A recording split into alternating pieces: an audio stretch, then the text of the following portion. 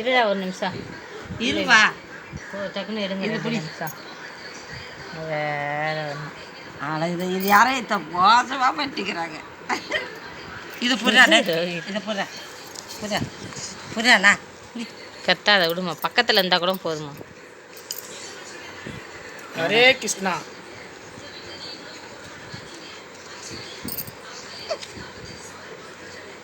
என்னடா இப்படி பண்ணுறானே, கண்ணை வேற மூடிக்குது. இப்போ திறக்கிறேன்.